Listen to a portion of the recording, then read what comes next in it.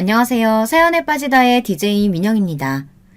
오늘 사연자님은 자존심 다 버리고 꿋꿋하게 살아보려고 했는데 그마저도 쉽지 않는다는데요.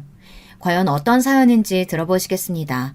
오늘도 두 가지 사연 준비되어 있는데요. 끝까지 들어주실 거죠? 그럼 바로 시작할게요.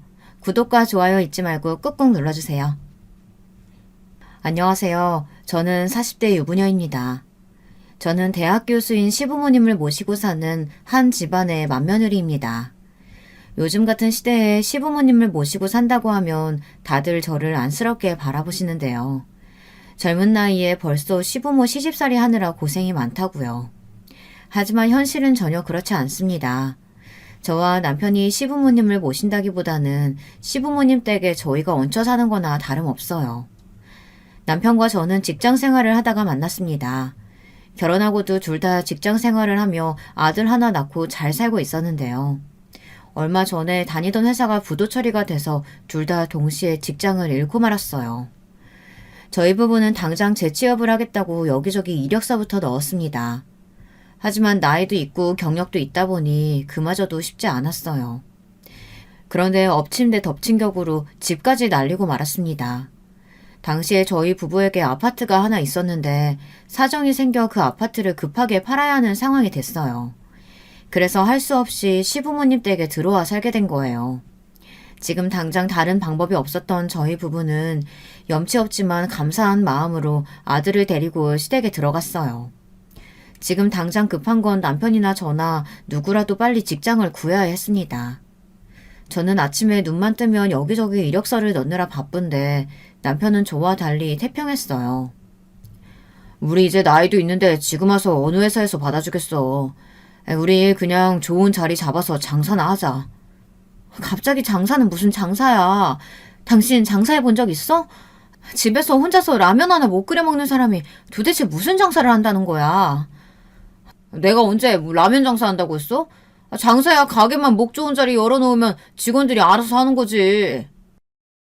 남편은 철딱서니 없이 계속 장사를 하자고 했어요. 저는 남편 말을 대수롭지 않게 여겼습니다. 남편도 재취업이 되지 않으니 속상해서 하는 소리겠거니 했거든요. 그런데 남편은 진심이었나 봐요. 그날 이후로 계속 취직할 생각은 안 하고 장사 이야기만 꺼냈습니다. 남편은 저에게도 이력서를 그만 넣으라고 했어요. 그 정도로 보냈는데 한 군데에서도 연락이 없는 걸 보면 방법이 없는 거라고요. 그러면서 이제 우리에게 답은 장사뿐이랍니다. 물론 남편 말이 다 틀린 건 아니에요. 이력서를 그렇게 넣었는데도 연락이 하나도 없는 걸 보면 저도 심란했으니까요. 그렇다고 저까지 무턱대고 장사하겠다고 나설 수는 없었습니다. 저나 남편이나 직장 생활만 하던 사람인데 하루아침에 백수가 된다고 해서 갑자기 장사를 할 수 있는 건 아니니까요. 거기다가 저희 둘이 가진 돈을 다 합쳐도 동네에 편의점이나 하나 낼 수 있는 금액도 안 됐어요. 돈이야 대출을 받든 어머니 아버지한테 좀 빌리면 되지. 기다려봐. 내가 차리기만 하면 대박나는 아이템 찾아올 테니까. 당신은 걱정하지 마. 저는 설마 했는데 남편은 진심이었어요. 그 길로 은행에 대출을 알아보러 간 남편은 그날 저녁 집에 돌아와 식사하시는 시부모님께 다짜고짜 돈 얘기부터 꺼냈어요. 자기가 현재 직장이 없어 대출이 힘드니 부모님이 좀 도와주시라고요. 남편 옆에 앉아있는데 정말이지 제 얼굴까지 빨갛게 달아올랐습니다. 40이 넘은 아들이 부모 앞에서 돈을 달라고 하니 그 꼴이 너무 민망해서요. 다시 취직할 생각은 아예 접은 거냐? 힘들게 공부하고 10년 넘게 회사 생활한 게 안 아까워? 그 큰 회사도 망하는데 이 나이에 또 어느 회사에 들어가요. 저는 남 밑에서 눈치 보면서 일하는 거 하기 싫어요. 한 푼을 벌어도 제가 일한 만큼 마음 편하게 벌어볼래요. 네 말 무슨 소린지 아는데 구체적으로 어떤 장사를 하겠다는 건지 제대로 생각은 해본 거야? 애미랑 상의는 했고? 내가 우리 집 가장인데 내가 알아서 하는 거지. 상의는 무슨 상의. 준영이 엄마는 배포가 작아서 큰일 절대 못해. 내가 알아서 저질러야지. 시부모님은 자식들 일이라면 아주 끔찍하세요. 아내인 제가 보기에도 남편 말은 터무니없어 보였는데 시부모님은 남편을 믿고 돈을 빌려주셨어요. 남편은 시부모님께 빌린 돈으로 정말 창업을 했습니다. 옆에서 보는 내내 불안할 정도로 남편은 바쁘게 돌아다녔어요. 도대체 뭘 알고 돌아다니는 건지 싶어 제가 뭘 하고 다니는 거냐고 물어도 대답도 안 해주고 혼자서 신이 나서 뛰어다녔습니다. 신기한 게 남편은 시부모님께 돈을 받아 가게를 차리는 데까지 한 달도 채 걸리지 않았습니다. 저는 아무래도 불안해서 이것저것 꼬치꼬치 물었는데 남편 말이 요즘은 창업을 도와주는 컨설팅 회사가 많아서 돈만 주면 다 알아서 해준다네요. 저는 걱정돼서 남편에게 이런저런 잔소리를 했습니다. 아무래도 믿음이 가질 않아서요. 그게 말이 돼? 우리 돈도 아니고 부모님 돈으로 하는 일인데 더 꼼꼼하게 알아보고 해야지. 그러다 잘못되면 어떡하려 그래. 정말 잘 알아보고 계약한 거 맞아? 당신 나 못 믿어? 왜 자꾸 가장이 하는 일에 일일이 따지고 그래. 당신이나 나나 그래봐야 회사 망하는 것도 모르고 멍청한 짓 하고 있었던 건 똑같아. 그냥 이번에 잔말 말고 내가 하자는 대로 해. 남편은 제가 무슨 소리만 하면 망한 회사 이야기를 들먹이며 가만히 있으라고 했습니다. 거기다가 가게에 투자한 돈도 자기 부모님께 받은 돈이니 자기가 다 알아서 하겠다고 했어요. 저에게는 일절 신경 쓰지 말라고 했습니다. 남편이 그렇게 고집이 센 사람인지 몰랐어요. 물론 믿었던 회사가 망하고 고생을 많이 했으니 화가 나 있는 것도 충분히 이해가 됐지만 우리 가족에게는 중요한 일인데 저와 상의도 안 하고 멋대로 진행해버리니 저로서는 서운하더군요. 어찌됐든 남편은 본인의 계획대로 국밥집을 차렸습니다. 체인이라는데 저는 처음 들어보는 곳이었어요. 남편은 자신만만했습니다. 저더러 앞으로 돈은 자기가 벌 테니 아들이나 잘 돌보라고 하더군요.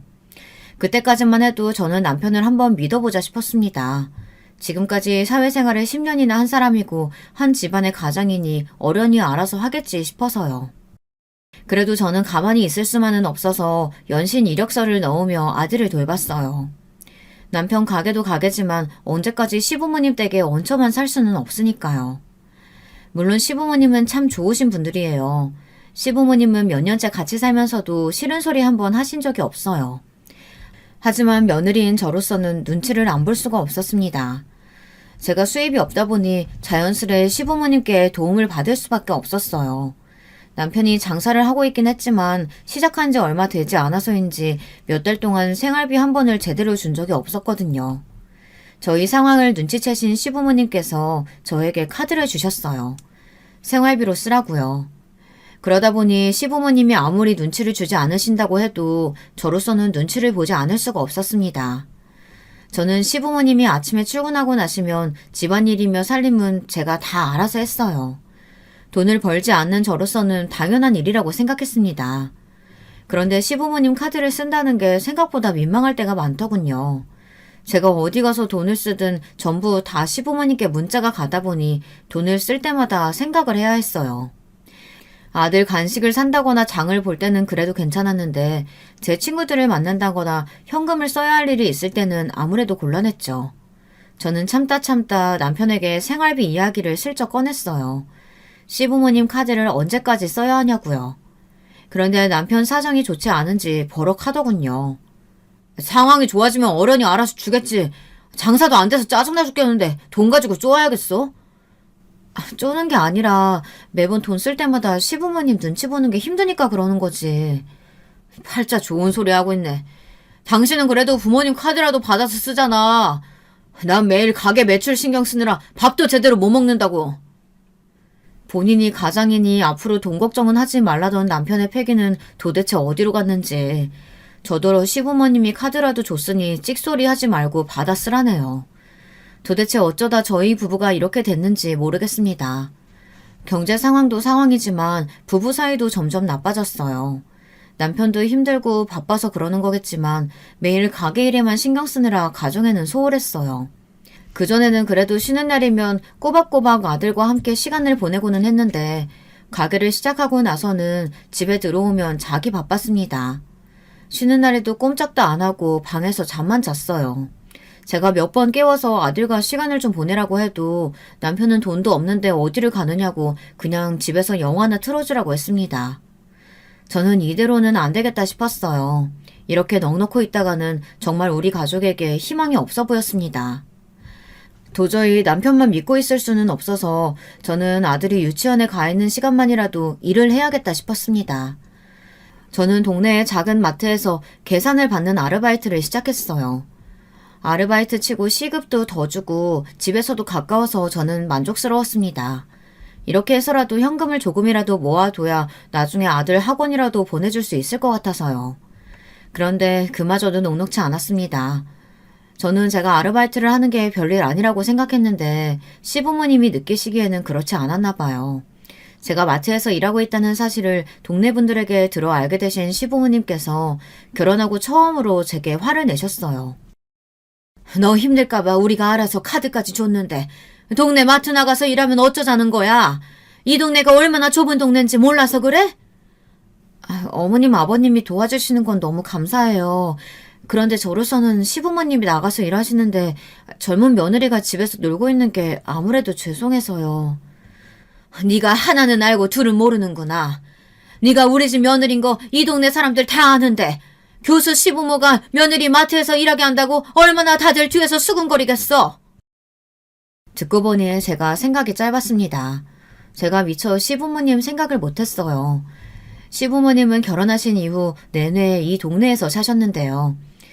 두 분 다 직업도 교수님인데다가 인품도 훌륭해서 동네에서 아주 평판이 좋았습니다. 제가 시부모님 며느리라는 걸 웬만한 동네 사람들은 다 아는데 대단한 교수집 며느리가 마트에서 아르바이트 한다고 하면 시부모님이 민망하실 게 당연했어요. 애미야, 네가 카드만 줘서 아무래도 불편했나 보구나.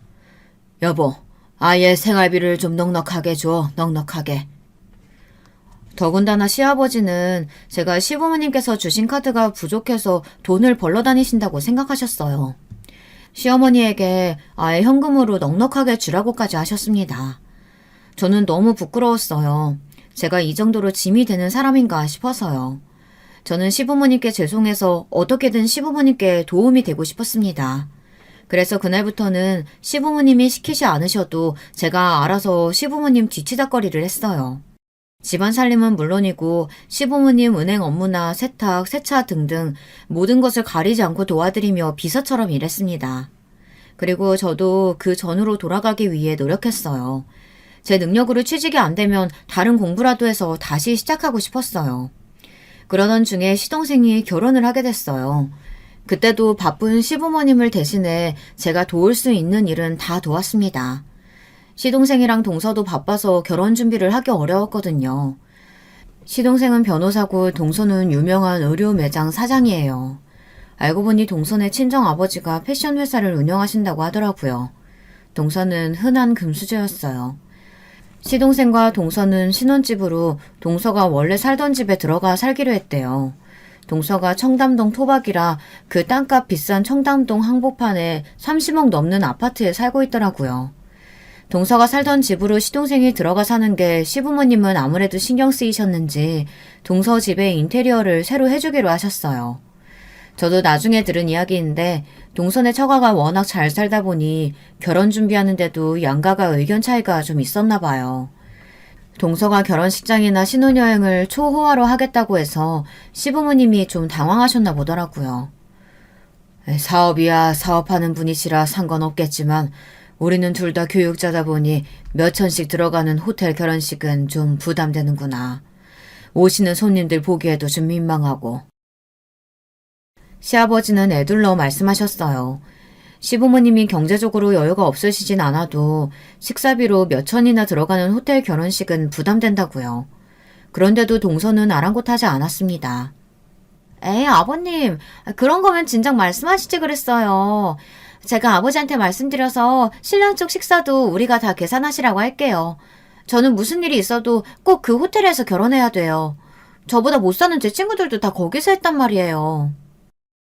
결혼식에 새 옷 사는 것도 아니고 친구가 했다고 해서 다 따라한다는 게 말이 되니? 양가 형편이 다 다른 거니까 서로 맞춰서 하자. 동서 말이 말도 안 된다며 인상을 구긴 시어머니가 호텔은 절대 안 된다고 다시 다른 식장으로 알아보자고 하셨어요. 그 순간 동서가 기분이 상했는지 표정이 일그러지더군요. 그러더니 한다는 소리가 기가 막혔습니다. 어머니 말대로 서로 맞추려고 이러는 건데요. 우리 집도 수준이라는 게 있는데 왜 어머님 때문에 우리 집 수준을 낮춰야 해요? 저는 제 수준 낮출 생각 없으니까 그냥 제가 맞춰드리는 대로 하세요. 순간 그 자리에 있던 식구들 표정이 다들 어안이 벙벙해져서 벌어진 입을 다물지 못했습니다. 시부모님도 마찬가지였고요. 시동생이 애써 말을 돌려보려고 했지만 이미 분위기는 좋지 않았어요. 시야가 워낙 거침이었고 자신감이 넘쳐서 그래요. 장인어른도 주변에 보는 눈이 많아서 호텔에서 해야 한다고 하시는 거니까 조금만 이해해 주세요. 시어머니는 동서에게 하고 싶은 말이 많으신 것 같았지만 시아버지의 눈짓에 애써 참았습니다. 그래, 우리가 너무 우리 집 생각만 했다. 사업하시는 분은 또 나름대로 다 사정이 있으실 텐데. 그럼 너희가 말한 대로 알아서 해라. 시아버지의 힘 빠진 얼굴을 저는 그날 처음 보았어요. 제가 보기에 저희 시부모님은 누구보다 대단하시고 존경받아 마땅하신 분들이신데 동서 앞에서는 말도 제대로 못하시더군요. 알고 보니 시동생이 다니던 로펌에서 대형 사고를 쳤대요.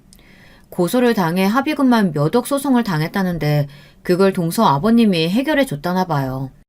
거기다가 시동생이 로펌을 나오면 시동생 이름으로 사무실도 차려주겠다고 하셨다네요. 동서 아버님이 운영하시는 회사랑 주변에 아는 회사들 재판 관련인들까지 모두 다 시동생에게 맡기기로 하셨고요. 그러다 보니 동서는 누구보다 우리 집에서 갑이었어요. 누구도 동서 말에 토를 달 수가 없었죠. 동서에게 잘못 보였다가는 우리 집에서 가장 기대주였던 시동생마저 거리에 나앉게 생겼으니까요. 시부모님도 애써 동서 비율을 맞춰주고 있었지만 아무래도 마음적으로는 힘드셨는지 시동생 결혼 준비를 저에게 부탁하셨습니다. 나는 시아인지 뭔지 걔랑 이야기하다 보면 아주 머리가 지끈거려서 30분도 같이 못 있겠더라. 에미니가 그냥 같이 다니면서 걔가 하고 싶은 대로 다 하게 내버려둬. 시어머니는 동서와 잠시도 같이 있기 힘드시다며 동선의 인테리어 일을 저에게 맡기셨어요. 어차피 동서가 하고 싶은 대로 다 할 테니 옆에서 도와줄 것만 도와주고 결제만 하라고 해주셨습니다.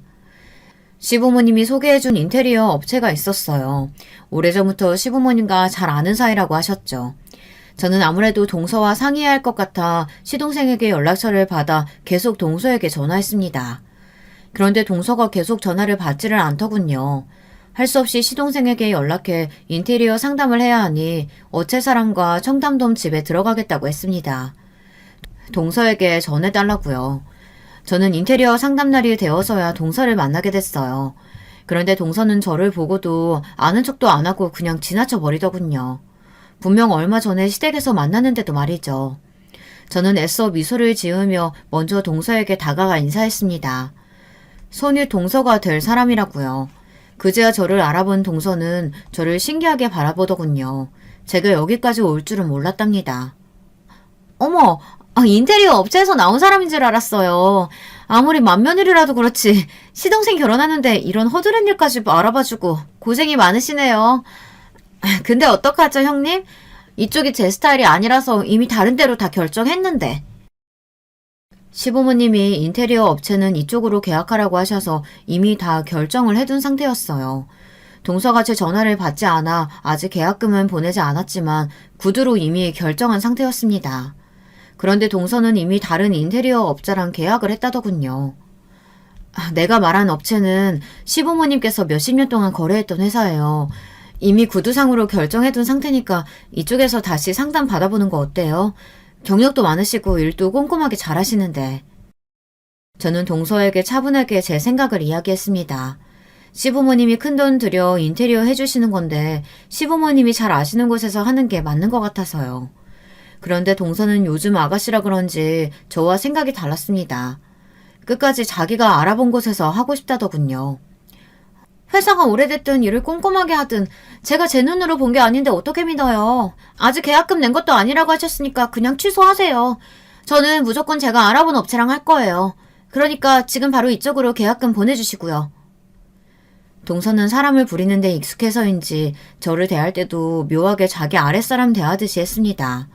계좌번호가 적힌 명함을 건네더니 저더러 괜한 소리 하지 말고 그냥 계약금이나 넣어주라더군요. 나머지는 본인이 알아서 다 한다고요. 형님 이제 보니까 눈치가 좀 없으시네요. 제가 전화 안 받는 것도 제가 살 집이니까 제가 다 알아서 하겠다는 뜻이었는데 그걸 못 알아들으시고 굳이 여기까지 찾아와서 그 촌스러운 업체에서 하라고 하시는 걸 보면 좀 답답하시네요. 동서는 사람 말문을 턱턱 막히게 하는 재주가 있었습니다. 얼마나 말을 쌀쌀 맞고 재수없게 하는지 할 말이 없게 만들어버렸죠. 동서와는 그 이후로도 많은 일이 있었습니다. 결혼식을 할 때까지 돈이 들어가는 일은 시부모님을 대신해서 제가 다 따라다니면서 결제하곤 했어요. 시동생도 새로 사무실을 차리느라 정신없이 바빴거든요. 그래서인지 동서 심기가 좋지 않았어요. 예물을 고르거나 드레스를 고를 때마다 시동생이 나타나질 않으니 시동생에게 전화해서 화를 냈습니다. 무슨 대단한 일 한다고 결혼 준비하는데 신랑이 안 나타나고 형수를 보내. 이게 말이 돼? 예물이든 드레스든 한두 군데 보는 거면 나도 다 따라다니지. 벌써 대여섯 군데 보고 다니는데 일하는 사람이 그걸 다 어떻게 따라다녀. 항상 잘 참았던 시동생도 그날은 참기 힘들었는지 결국은 화를 내더군요. 제가 보기에도 동서가 심하긴 심했어요. 예물이며 드레스며 처음엔 시동생도 다 같이 다녔는데 한 달 내내 결정을 안 하고 구경만 다니고 있으니 매번 시간을 낼 수가 없었죠. 그래서 제가 따라 나오기도 한 거고요.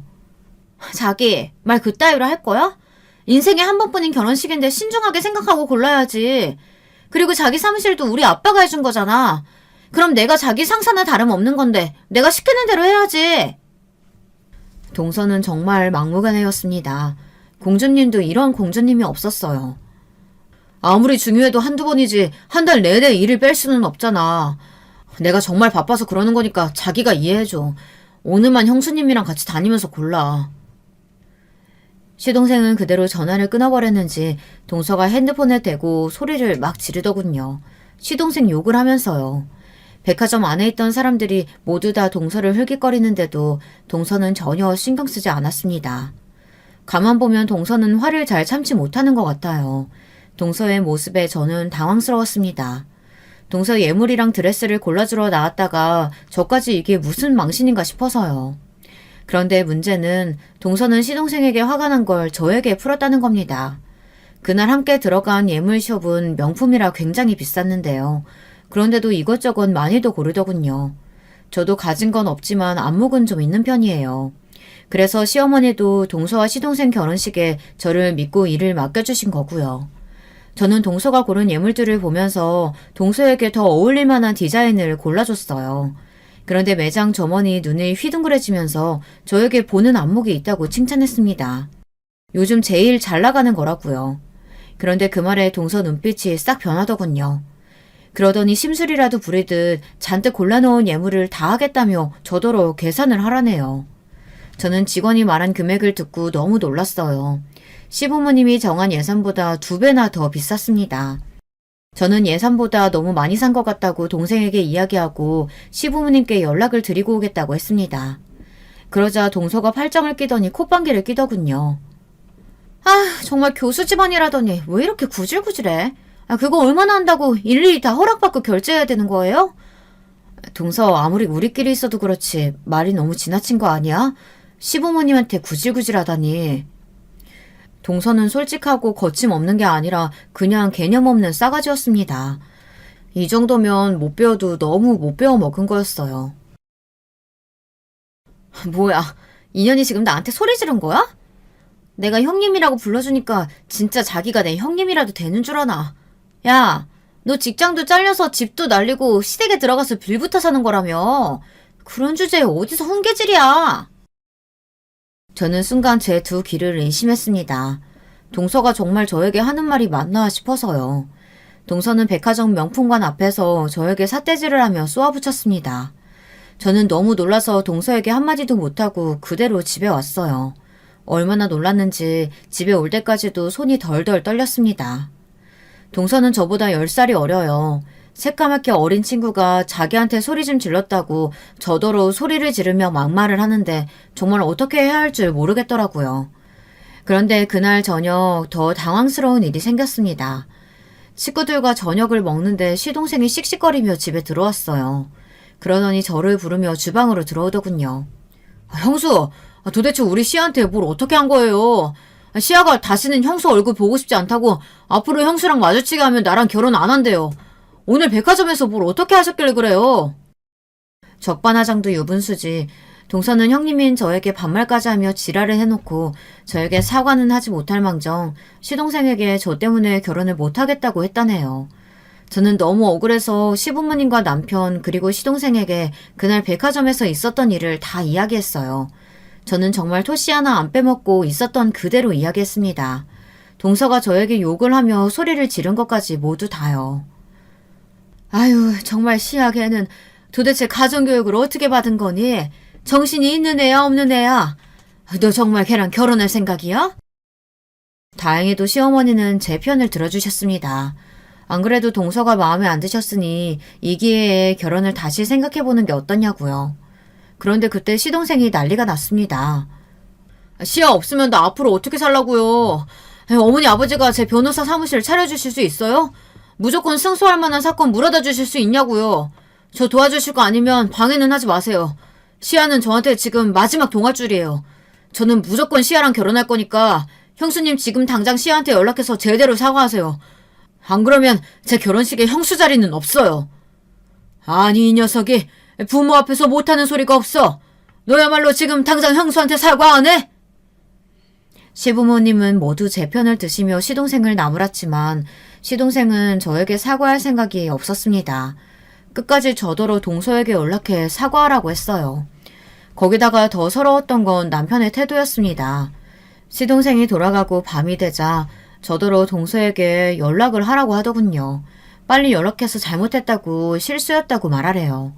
저는 어이가 없어서 내가 잘못한 게 없는데 왜 사과를 해야 하냐고 남편에게 따졌어요. 그러자 남편이 하는 말이 기가 차더군요.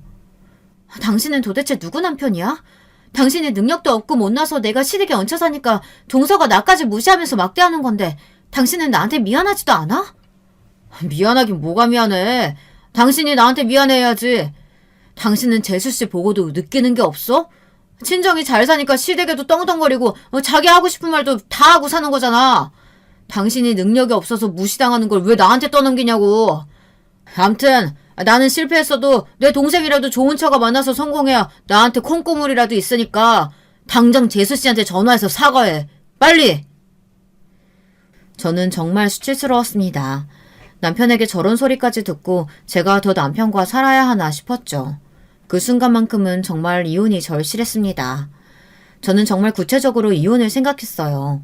그런데 그날 밤 곤히 잠든 아들 얼굴을 보는데 한숨이 절로 나오더군요. 남편과 이혼하게 되면 어떻게 살아야 하나 막막했어요. 동서처럼 비빌 친정이 있는 것도 아니고 제 능력이 있는 것도 아닌데 아무것도 없이 아들만 데리고 덜렁 이 집을 나가면 지금 당장 제가 어떻게 살 수 있나 싶어서요. 저는 스스로가 너무 한심했습니다. 그런데 그런 제 마음을 아신 건지 다음날 시부모님이 저를 불러 위로를 해주셨어요. 시어머니가 직접 동서에게 전화해서 앞으로는 서로 부딪히지 않게 조심하라며 잘 타일렀으니 걱정하지 말라고요. 저는 순간 눈물이 왈칵 쏟아졌습니다. 사실 그날 아침까지만 해도 정말 제가 동서에게 전화해서 미안하다고 내가 실수했다고 사과를 해야 하나 고민했거든요. 자존심 다 버리고 제가 살기 위해서요.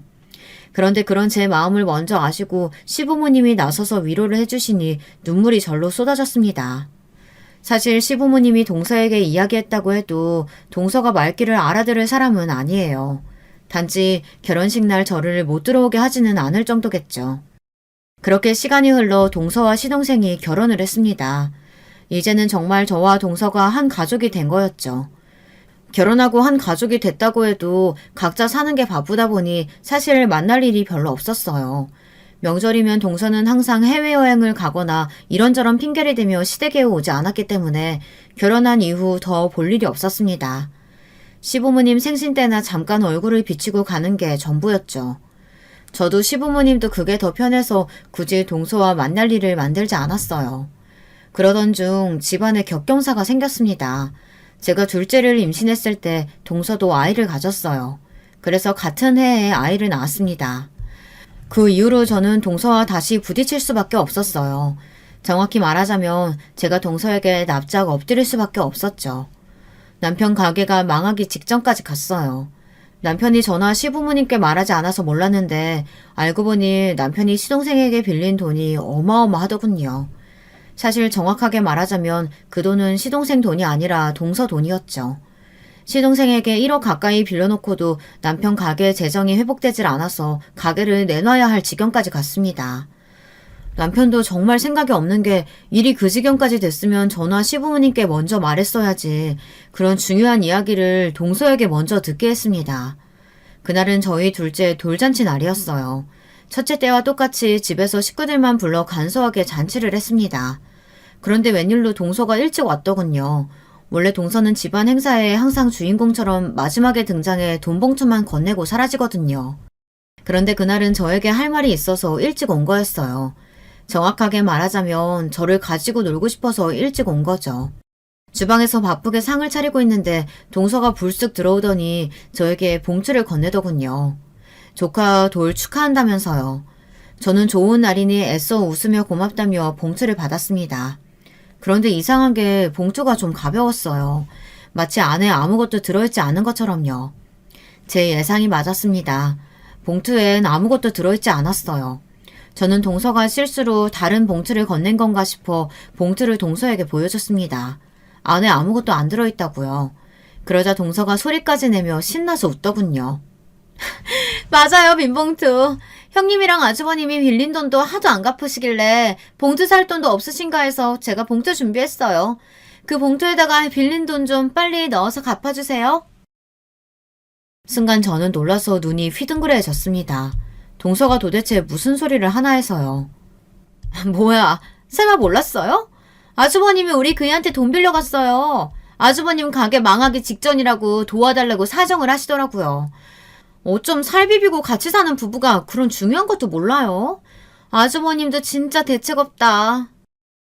동서는 뭐가 그렇게 재밌는지 연신 손바닥을 치며 웃어댔어요. 저는 어쨌든 제 남편이 잘못한 일이니 미안하다고 사과했습니다. 남편과 이야기해보고 돈 준비되는 대로 갚겠다고요. 그런데 그때 동서가 제게 말도 안 되는 소리를 했습니다. 형님은 참 긍정적이시네요. 아주버님이 저한테 가져간 돈이 1억이 넘어요. 그 돈이면 가게 팔아도 못 갚는데 형님이 무슨 수로 갚으려고요? 동서는 제가 갚을 능력이 없다는 걸 알면서도 저를 가지고 놀고 있었어요. 저는 애써 참으며 빌린 돈인데 당연히 어떻게 해서는 갚겠다고 했습니다. 걱정하지 말라고요. 그러자 동서가 피식 웃더니 저에게 다가와 한 가지 제안을 했습니다. 1억이 형님한테나 큰 돈이지. 사실 저한테는 그렇게 큰 돈도 아니에요. 형님이 저 도와주시기만 하면 제가 그 빚 아예 없던 걸로 해드릴 수도 있어요. 어때요? 괜찮은 제안이죠? 저는 동서의 음흉한 눈빛에 이게 또 뭘 어떻게 할 생각인가 의심됐어요. 평소 동서의 행실로 보면 저를 도와주겠다고 하는 제안일 리 없으니까요. 그런데 동서가 제게 제안한 일은 생각보다 별로 이상하지는 않았어요. 동서를 도와 조카를 좀 돌봐달라는 얘기였죠. 동서가 고용한 보모가 또 그만두나 보더군요. 시부모님께 들어서 저도 익히 알고 있기는 했어요. 동서가 아이 보는 걸 너무 힘들어해서 조카가 태어났을 때부터 보모를 구했는데 보모가 한 달도 못 버티고 나간다고요. 당연한 일이죠. 동서 성격을 아는데 그 성격을 받아줄 부모가 어디 있겠어요. 동서는 사람을 구하다 안 되니 저에게까지 부탁을 한 거죠. 이 사람 저 사람 다 써봤는데 영 마음에 안 들어서요. 형님은 애를 둘이나 키운 육아 베테랑이니까 얼마나 잘하시겠어요. 거기다가 우리는 남도 아니고 가족이니까 어른이 알아서 잘 봐주시겠죠. 딱 2년. 어린이집 가기 전까지만 도와주세요. 동서는 어울리지 않게 콧소리까지 내며 제게 아양을 떨더군요. 그 모습이 웃겨서 더 즐기고 싶었지만 동서 성격을 잘 아는 저로서는 동서와 어떤 식으로든 엮이고 싶지 않아 동서의 제안을 거절했습니다. 돈도 돈이지만 제 아이들이 있어 보모까지 해주기는 어렵다고요. 그러자 동서 표정이 싹 변했습니다. 그러더니 특유의 건방진 표정을 지으며 턱을 바짝 쳐들더군요. 와, 거지 같아도 꼴의 가족이라고 좋게 이야기하려고 했는데 안 되겠네. 형님은 지금 내가 하는 말이 부탁 같아요? 이거 명령이에요. 우리 연지 안 봐주면 지금 당장 아주버님 고소할 거니까 그런 줄 아세요. 동서는 생각한 것보다 훨씬 더 미친년이었습니다. 제가 조카를 못 봐주겠다고 했더니 곧바로 남편을 고소하겠다네요.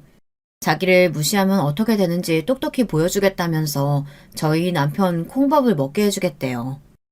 저는 그날 저녁 곧장 남편에게 따졌어요. 도대체 일을 어떻게 하길래 동서에게 빚을 1억이나 졌냐고요. 그러자 남편이 축 처진 어깨로 제 앞에 무릎을 꿇었습니다. 알고 보니 가게가 안 돼서 빚을 진 게 아니었어요. 그래도 국밥집이 전부 다 입소문을 타서 그런 대로 장사는 된답니다. 그래서 저에게 생활비도 줄 생각이었대요. 그런데 이 철딱선이 없는 인간이 손에 돈이 좀 쥐어지니 헛짓을 한 겁니다. 남편은 저 모르게 주식이랑 비트코인에 돈을 어마어마하게 잃었대요. 그 돈을 막으려고 여기저기서 돈을 끌어다 쓰다 결국은 시동생에게까지 손을 벌린 거죠. 저는 서러워서 그 자리에 주저앉아 버렸습니다. 제가 지금까지 이런 인간이랑 애를 둘이나 낳고 살았다는 게 후회가 됐어요. 하지만 이러고 있을 때가 아니었습니다. 저라도 정신 차려야 했어요. 저는 남편에게 동서가 한 말을 그대로 전했습니다. 제가 조카 보모를 해주면 빚을 다 탕감해 주겠다고요. 그리고 제가 보모를 해주지 않으면 남편을 고소하겠다고 한 말도 했습니다. 그러자 남편이 당황하더군요. 동서에게 고소당하면 콩밥 먹는 게 아니냐고 울먹이면서요. 그런데 순간 남편 얼굴이 바뀌더니 갑자기 얼굴에 화삭이 돌았어요. 그러더니 저더러 차라리 잘 됐다네요. 어쩌면 이게 기회인지도 모르겠다. 당신이 애 보는 거 잘하잖아. 재수씨 말이 우리 애들 보면서 같이 연지만 봐주면 우리 빚 다 없는 셈 해주겠다는 거 아니야. 뭘 고민해. 무조건 해야지. 그 순간 남편에게 눈꽃만큼 남아있던 정남이가 뚝 떨어지고 말았습니다. 제가 지금까지 어떻게 살았는데 아무리 생각이 없어도 그렇지 자기가 사고치고 진 빚을 저더러 갚으라뇨. 그것도 그 재수없는 동서년의 시중을 들면서요. 저도 도저히 이렇게 살 수는 없었습니다. 저는 남편에게 이혼을 선언했어요. 당신은 생각이 있니 없니? 지금 나더러 그 재수없는 년 옆에서 시녀 노릇을 하라는 거야? 그까지 돈 때문에? 나 당신이랑 더는 못 살아. 이혼해! 그 순간 문 밖에서 우는 소리가 들렸습니다. 저희 큰아들이었어요. 방 안에서 저와 남편이 큰 소리를 내자 큰아들이 걱정됐는지 방에 왔다가 저희 부부가 하는 소리를 들었나 봐요. 거기다가 아들 옆에는 시어머니까지 계셨죠. 아무리 속상하고 화가 나도 그렇지 시부모도 있고 자식도 있는 집에서 부모가 이혼이라는 소리를 꺼내면 되겠어. 언제나 제 편이었던 시어머니마저 속상하신지 저를 한번 쏘아보고는 우는 아들을 데리고 방을 나가버렸습니다. 그 와중에 제 남편은 제 속도 모르고 또 제 탓을 했어요. 아이고, 자식이 둘이나 있는 여자가 애들 앞에서 못하는 소리가 없어. 그리고 당신 주제에 지금 나랑 이혼하면 살 방법이나 있어? 그나마 나랑 사니까 교수 며느리 소리라도 듣는 거야. 암튼 팔자 좋은 줄도 모르고 염치도 없이. 잔말 말고 내일부터 당장 재수씨네 가서 연지나 봐줘. 저는 남편이 무슨 소리를 하든 귀에 들어오지 않았습니다. 단지 조금 전 방문을 열고 울면서 저를 바라보던 아들 얼굴만 떠올랐어요. 아들에게 너무 미안했습니다. 평소 씩씩해서 넘어져도 울지 않는 아이인데 엄마 아빠가 싸우고 이혼한다는 소리를 들었으니 얼마나 무섭고 속상할까 싶어서요. 다음날 저는 첫째를 유치원에 보내고 둘째를 데리고 동서네 집에 갔습니다. 저를 위해서가 아니라 제 아이들을 위해 동서의 제안을 받아들이기로 했어요. 남편도 제가 조카를 봐주고 빚을 정리하면 앞으로는 절대 주식이든 비트코인이든 손에 대지 않겠다고 약속했거든요. 사실 남편을 믿는 건 아니지만 저는 제 자식들을 위해 다시 한번 살아보기로 했습니다. 남편 말대로 제가 지금 당장 이혼하면 아들 둘 데리고 갈 곳도 없으니까요. 저는 제 거지 같은 팔자를 탓하며 동선의 집에서 조카를 보기 시작했습니다. 사실 동선의 집에서 조카를 보며 일일이 다 말할 수도 없을 정도로 모진 취급을 받으며 일했습니다. 저도 어차피 돈을 갚겠다는 마음 먹고 온 거 웬만한 건 다 꾹 참았습니다. 조카 보는 거 가지고 이거 먹여라 이거 입혀라 잔소리하는 건 다 참을 수 있었어요.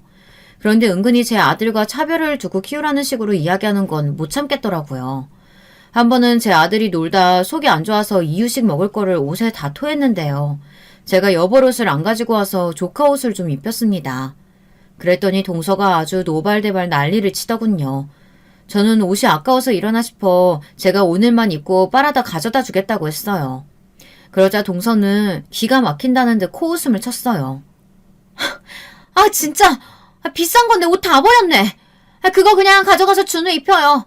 준우 입던 걸 우리 연지를 어떻게 다시 입혀요? 저는 동서가 한 말을 곱씹으며 생각했습니다. 도대체 무슨 뜻으로 하는 소리인가 싶어서요. 그런데 동서 말은 제 아들이 입은 옷은 절대 자기 딸한테 다시 입힐 수 없다는 소리였어요. 마치 오염이라도 된 것처럼 가져다 입히고 버리라는 이야기였습니다. 그뿐만이 아니었어요. 먹는 것도 제 아들이 먹는 간식이나 이유식을 조카한테 같이 먹으려고 하면 난리를 쳤습니다.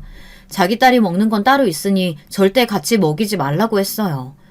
순간순간 다 때려치우고 뛰쳐나가고 싶을 때가 한두 번이 아니었지만 참아야 했습니다. 동서와 계약한 기간이 아직 1년이나 남았으니까요. 1년만 꾹 참으면 빚도 다 사라지고 저는 자유였어요. 그런데 그 1년이 마치 10년처럼 길게 느껴졌습니다. 동서는 겪으면 겪을수록 제정신이 아니었어요. 가만 보면 동서는 명품에 미친 사람 같았습니다. 제가 동서 집에 1년 가까이 왔다 갔다 했는데 의류 매장을 운영한다는 소리만 들었지 실질적으로 일하러 나가는 건 본 적이 한 번도 없어요. 매일 집구석에서 잠만 자고 핸드폰만 하다 오후 되면 출근하듯 백화점에 갔습니다. 처음에는 자기 혼자 다니더니만 언제부턴가는 심심한지 자꾸만 저를 끌고 가더군요. 해보신 분들은 아시겠지만 애 둘 데리고 백화점에 가기란 여간 힘든 게 아니에요. 저는 유모차에 조카를 태우고 등에 제 아들 아기띠로 업고 매일같이 동서를 따라다녔습니다. 동서는 밥도 안 먹고 4-5시간을 쇼핑만 했어요. 저는 동서 옆을 졸졸 따라다니면서 동서가 산 물건들까지 다 들고 짐꾼 노릇을 해야 했습니다. 거기다가 틈틈이 아이들 기저귀도 갈고 이유식까지 먹여야 했어요. 한 번은 저희 아들이 응가를 해서 기저귀를 갈아야 하는데 동서가 자기가 옷을 고를 때까지 기다리라고 해서 아들 엉덩이에 습진이 생긴 적까지 있었어요. 그 이후로는 제 아들이랑 조카를 둘 다 유모차에 태우려고 쌍둥이 유모차를 구매하려고 했는데 동서가 그건 절대로 안 된다고 하더군요. 아, 정말 생각이 있어 없어? 준우랑 우리 연지가 쌍둥이도 아닌데 왜 쌍둥이 유모차를 태워? 사람들이 둘이 형제를 오해하면 어떡하라고? 언제부턴가는 동서가 저에게 반말을 하기 시작했어요. 제가 기분이 상해서 왜 말을 놓냐고 하면 동서는 정색하면서 저에게 서운하다고 했어요. 어머, 우리가 같이 한 세월이 얼만데 형님이 꼭 우리 언니 같아서 하는 소린데 서운하게 왜 그래? 동서는 이길 수가 없었어요. 제가 조금만 표정이 달라지고 원성을 내면 금세 아양을 떨며 옷이며 가방 같은 걸 하나씩 사줬어요. 그러다가 제가 좀 말을 잘 들어주면 금세 또 지랄지랄 재수없게 굴었죠. 저는 하루빨리 시간이 후다닥 지나서 1년이 지나기만을 바랬습니다. 그런데 그러던 어느 날이었어요. 일이 터지고 말았습니다. 그날도 애들을 데리고 동서와 백화점에 갔는데 그날따라 조카 연지가 몸이 안 좋은지 많이 보챘어요. 알고 보니 새벽에 연지가 열이 나서 동서가 한숨도 못 잤다고 짜증을 내더라고요. 아, 밤새 애 보느라 짜증나서 혼났네. 오늘 스트레스 풀려고 나온 거니까 잔말 말고 잘 쫓아와요. 동서는 잠을 못 자서 그런지 평소보다 훨씬 더 까칠했습니다. 물건도 더 많이 사고요. 반면 저는 혹시나 연지가 열이 나는 게 아닌가 신경 쓰여 연신 이마를 만졌습니다. 그런데 그럴 때마다 동서가 저에게 소리를 쳤어요. 왜 자꾸 더러운 손으로 애 머리를 만지냐고요. 저는 연지가 열이 나는 것 같아 신경이 쓰여서 그런다고 했습니다. 그러자 동서는 말도 안 되는 소리 하지 말고 집이나 들으라며 저에게 쇼핑백을 건넸어요. 그런데 그 순간 동서가 한 번에 너무 많은 쇼핑백을 저에게 건네서 그만 제가 들고 있던 동서 가방을 바닥에 떨어뜨리고 말았습니다. 동서가 평소 제일 아끼던 샤넬백이었어요. 그때 동서가 갑자기 제 어깨를 세게 밀쳤어요. 뭐 하는 짓이냐고요. 그러더니 동서는 넘지 말아야 할 선을 넘고 말았습니다. 아, 정말 이년아, 정신 똑바로 안 차려? 이 가방 얼마짜린 줄 알아? 너 팔아도 못 사. 순간 저는 너무 놀라서 넋이 다 나갔습니다. 지금까지 동서에게 별의별 소리를 다 들었지만 또 욕을 듣게 될 줄은 몰랐으니까요. 그런데 그때였어요. 사모님, 오랜만에 뵙습니다. 왜 이렇게 오랜만에 오셨어요? 제가 차 한 잔 대접할게요. VIP실로 지금 당장 모시겠습니다. 저를 알아본 백화점 상무에게 동서는 말도 안 되는 소리를 한다며 사람 잘못 본 거라고 웃었어요. 제가 사모님을 왜 몰라 뵙겠어요. 몇 년 전까지 우리 백화점 최고 VIP 고객님이신데. 네? 그게 도대체 무슨... 맞습니다. 사실은 제가 몇 년 전까지만 해도 이 백화점에 살다시피 한 VIP 고객이 맞아요. 사실 저와 남편이 다녔던 반도체 회사는 이름만 들어도 아는 기업이에요. 그 기업이 바로 저희 친정아버지가 운영했던 회사입니다. 아버지가 중국 시장 쪽으로 사업을 확장하시다가 무리하시는 바람에 잘못돼서 갑자기 망해버렸어요. 아무리 잘 나가던 사람도 망하는 건 한순간이더군요. 그 일로 친정엄마는 정신줄을 놓으셔 정신병원에 들어가셨고 아버지는 연락두절 상태예요. 그래서 당시에 급한 돈을 메꾸느라 결혼할 때 아버지가 사준 아파트까지 판 거고요. 시댁에서도 많이 도와주셨습니다. 친정 사정을 아시는 시부모님은 일절 저에게 그때 일을 이야기하지 않으십니다. 그 일로 저희 친정이 얼마나 품비박산 났는지 누구보다 잘 아시니까요. 그래서 동서나 시동생에게 말하지 않았던 거고요. 제가 고객님 덕분에 상무 승진된 거잖아요. 항상 감사하게 생각하고 있어요. 한번 뵈면 꼭 은혜 갚으려고 했는데 이렇게 뵙네요. 이거 백화점 VIP 라운지 이용권인데 언제든 놀러 오세요. 어머, 이 라운지 이용권 그렇게 갖고 싶어도 나도 못 받은 건데. 동서가 철딱서니가 없긴 없어요. 그 와중에 제 덕분에 라운지 이용권이 생겼다고 좋아하면서 저를 보는 눈빛이 달라지더군요. 동서가 하도 꼬치꼬치 물어서 옛날 이야기를 좀 해줬더니 한다는 소리가 기가 막혔습니다. 이제야 이해가 됐네. 형님이 쥐뿔도 없으면서 논도 높고 안목이 좀 있다 싶었더니 이게 다 나랑 같은 부류라서 그랬구나? 돈 많은 집에서 편하게 살다가 갑자기 거지 됐으면 진짜 힘들었겠다. 동서는 그날부터 저를 대하는 방식이 좀 달라졌습니다. 갑자기 저를 불쌍하게 여기며 정말 언니처럼 대했어요. 전처럼 막대하지도 않고 재수없게 굴지도 않아요. 거기다가 라운지에 올라갈 때마다 제 덕분이라고 팔짱까지 꼈습니다.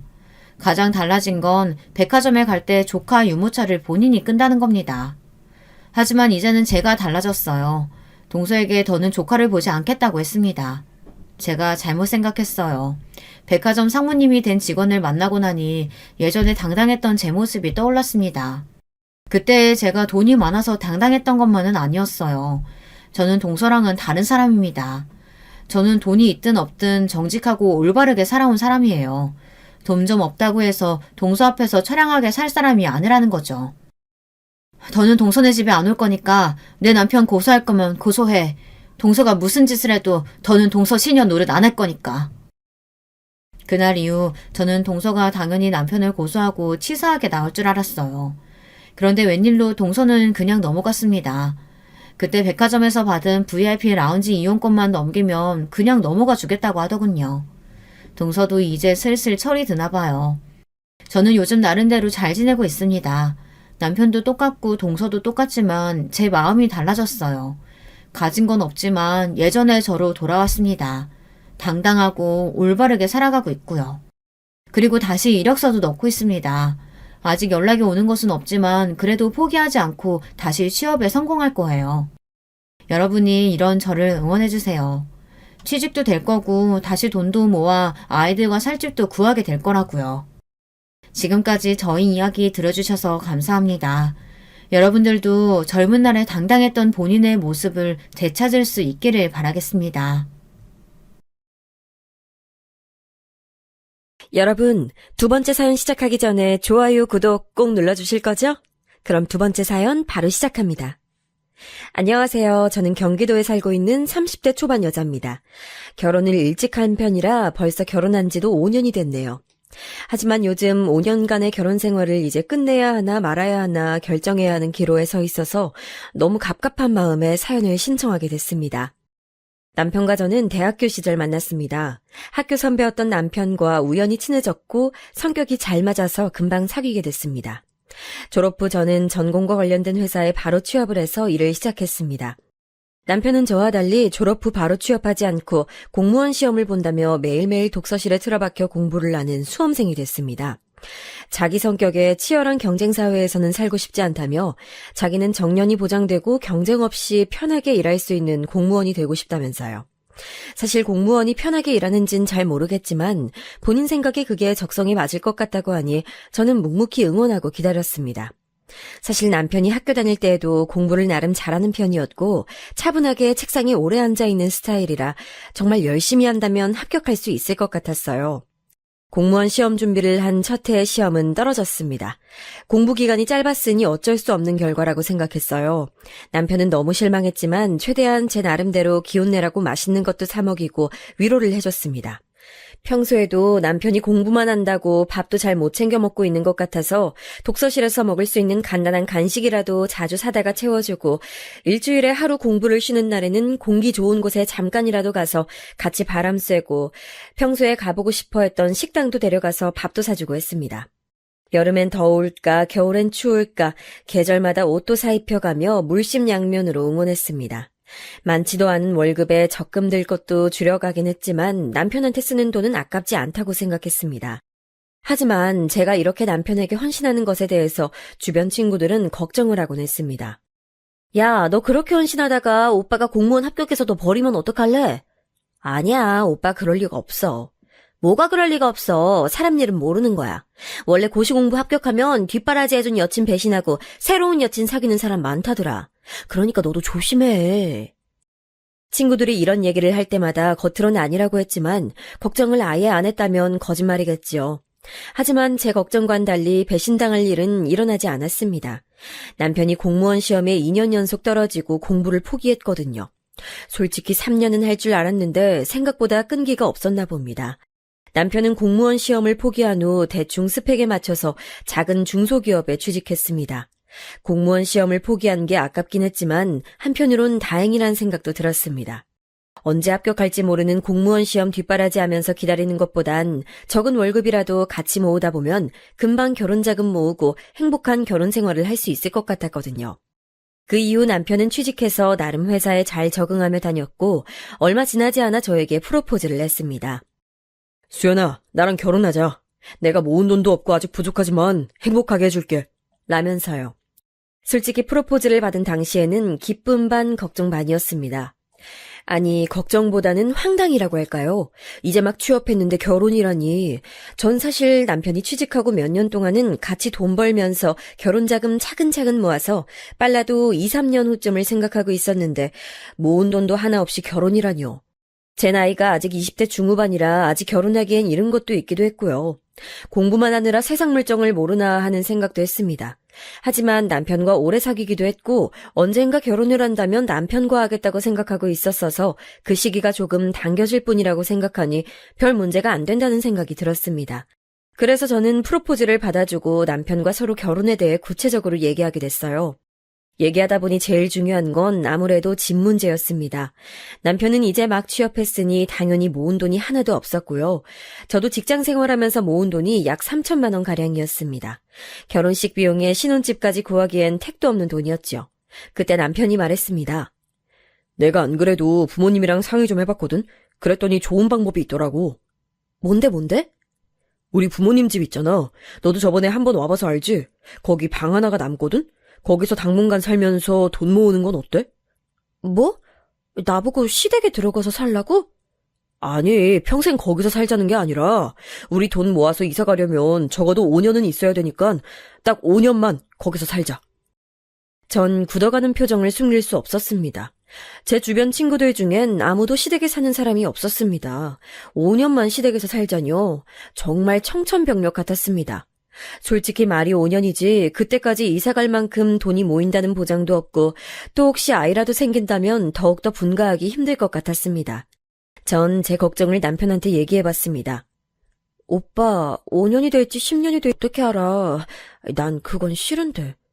우리 부모님 약속 잘 지키시는 분들이야. 5년만 거기서 살면 분가할 때 조금 도와주신다고 하셨어. 그리고 우리 부모님 좋은 분들이시잖아. 남편은 뭐가 문제냐는 듯 웃으면서 얘기했습니다. 부모님이 간섭하는 스타일이 아니니 걱정하지 말라며 같이 살면 엄마가 집안일도 같이 해주실 거라서 너도 편할 거라고 하더라고요. 수연아, 조금 불편하더라도 딱 5년만 고생하자. 5년 뒤에 분가하는 걸로 꼭 약속할게. 남편은 제 눈을 똑바로 바라보며 본인을 믿어도 된다는 표정으로 얘기하더군요. 남편과의 달콤한 신혼생활을 기대하고 프로포즈를 오케이 했는데 시댁에서 살아야 한다니 정말 눈앞이 깜깜했습니다. 다른 방법이 없나 머리를 싸매고 몇 날 며칠 고민했지만 도저히 해답이 나오지 않았습니다. 저희 집의 경우 제 밑으로 동생이 2명이나 있고 막내는 아직 대학생이라서 저희 부모님은 아직 들어갈 돈 많다고 결혼자금 지원은 못 해주신다고 이미 못 박았거든요. 시댁도 시어머니는 전업주부시고 시아버지는 정년퇴직이 얼마 남지 않은 데다가 지금 살고 있는 집 외에 자산은 없는 걸로 알고 있습니다. 하지만 막상 프로포즈를 받으니 남편이랑 결혼은 빨리 하고 싶고 정말 어떻게 해야 될지 머리가 너무 복잡했습니다. 결국 고민 끝에 긍정적인 방향으로 고민하기로 했습니다. 어차피 몇 년 더 돈을 모은다고 해도 제 월급이나 남편 월급이나 고만고만해서 큰 금액은 모을 수 없는 상황이었고 어차피 몇 년 후에도 대출 없인 집 못 살 텐데 그냥 지금 합가하고 같이 돈 모으면 생활비도 줄이고 한 푼이라도 더 모을 수 있을 것 같았습니다. 그리고 5년간 연애하며 남편 부모님과 식사도 몇 번 했지만 나쁘신 분들은 아닌 것처럼 보였고 막상 또 살아보면 별거 아닐 수도 있겠다 하는 생각이 들었습니다. 대신 저는 남편에게 약속을 꼭 지킬 것을 당부했습니다. 오빠가 말한 대로 결혼하고 5년만 시댁에서 살자. 대신에 딱 5년이야. 5년 후엔 모은 돈이 부족해도 무슨 일이 있어도 꼭 분가는 하는 걸로 약속해. 당연하지. 내가 꼭 약속할게. 5년 후에 꼭 분가하자. 남편은 제 두 손을 꼭 맞잡으며 확신에 찬 목소리로 5년 뒤 분가를 약속했습니다. 이렇게 저와 남편은 5년간의 연애 끝에 결혼을 하게 됐습니다. 예산이 부족해서 결혼식은 최대한 간소하게 진행했어요. 시댁의 작은 방 하나를 신혼방으로 꾸몄는데 방이 작다 보니 침대에 화장대, 옷장 정도 들어가니 끝이더라고요. 근데 여기서 일이 또 하나 생겼어요. 전 우리 방만 꾸미면 된다고 생각했는데 갑자기 남편이 시부모님이 쓰시던 가구들이랑 싱크대도 바꾸자고 하더라고요.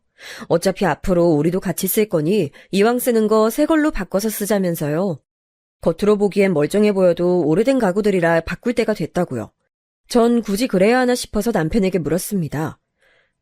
새 걸로 바꾸면 좋긴 한데 근데 무슨 돈으로? 네가 모은 돈 아직 조금 남았잖아. 우리 결혼식도 간소하게 하고 신혼여행도 가까운 데로 갔다 와서 돈 많이 아꼈으니 가구 바꾸는 데 좀 투자하자. 내 돈으로 바꾸라고? 응. 난 모은 돈이 없잖아. 오빠, 그래도 우리 돈 아끼려고 여기 들어온 건데. 에이, 그건 뭐 얼마나 든다고. 앞으로 내가 열심히 돈 벌고 용돈 아껴 써서 생활비에 최대한 보탤게. 그러니까 우리 새로운 가구로 신혼 느낌 내보자. 거기다 여기엔 시어머니도 한몫했습니다. 아유, 가구가 다 낡아서 이거 다 중고로 팔든가 해야 되는데 아유, 못 쓰겠네. 소파도 푹 꺼졌고 아유, 세아가 보이지? 네? 제 눈엔 괜찮아 보이는 것 같기도. 괜찮기는 넌 보는 눈도 없다 얘. 다 못 써서 버릴 지경의 가구를 보고도 그런 말이 나와? 참나. 아유, 우리가 뭐 너희한테 꼭 해달라는 거 아니야. 그러니 지레 겁먹을 거 없어. 시어머님 그런 식으로 툭툭 말씀을 내뱉으셨는데 그 말들은 모조리 제겐 부담으로 자리 잡았습니다. 결국 남편의 신혼 느낌 내보자는 말과 더불어 못 이기는 척 소파, TV장, 싱크대, 식탁 등 가구 여러 개를 제 남은 돈으로 최대한 맞춰서 새로 바꿨습니다. 돈은 생각보다 어마어마하게 들었고요. 나중에 쓴 돈을 계산해보니 이 돈이면 왜 여기를 굳이 들어온 건가 싶기도 했네요. 그래도 새 가구로 바꾸고 보니 낡았던 집이 조금은 화사해져서 기분은 좋더라고요. 물론 거실에 나가면 어머님과 아버님이 소파에서 TV를 보고 계신다는 점이 조금 불편했지만 그래도 방에 들어오면 마치 20살 넘어 처음 자취할 때처럼 기분이 새롭고 좋았습니다. 그렇게 시간이 지나 시댁에서 산 지 3개월. 여기까진 나름 괜찮았습니다. 아침엔 출근 준비하느라 정신없고 출퇴근 거리가 좀 멀다 보니 6시에 일찍 퇴근해도 집에 오면 7시 반이었습니다. 시부모님과 함께 지내는 시간은 저녁 시간뿐이었죠. 저녁엔 어머님이랑 같이 집안일도 하고 밤늦게 어른들 주무실 때는 방에서 혼자 취미 생활도 잠깐씩 했습니다. 혹시 알아보시는 분 있으실까봐 자세히 말씀 못 드리지만 수공예로 작은 액세서리 만드는 취미가 있었거든요. 결혼 전부터 했었는데 너무 재밌고 또 나름 소질도 있어서 꾸준히 재료를 구입해서 만들게 됐습니다. 낮에 직장에 있다 보니 택배는 주로 집에 계시는 어머님이 받아주셨는데요. 근데 택배를 몇 번 받아주시다가 어느 날은 갑자기 저한테 짜증을 확 내시더라고요. 예, 너 이런 건 대체 왜 자꾸 사는 거니? 어머니, 이거 저 취미로 하는 거예요. 저번에 제가 하나 만들어 드렸잖아요. 새로운 것도 만들어 보려고요. 이런 거 만들어서 대체 어디에 쓰려고? 그냥 취미로 하는 거예요. 어머님이 TV 보시는 것처럼 저도 재미로 하는 거예요. TV 보는 건 돈 안 들잖아.